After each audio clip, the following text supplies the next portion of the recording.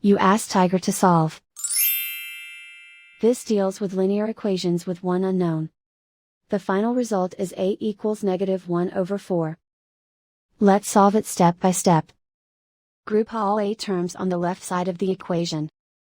Subtract 2a from both sides. Group like terms. Simplify the arithmetic.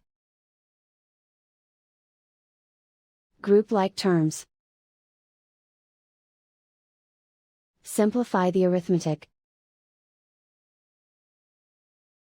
Group all constants on the right side of the equation.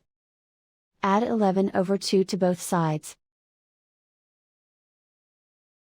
Combine the fractions. Combine the numerators. Reduce the zero numerator. Simplify the arithmetic. Combine the fractions.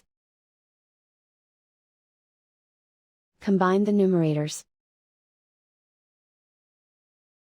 Simplify the fraction. Isolate the a. Divide both sides by 4. Simplify the fraction. And so the final result is a equals -1/4.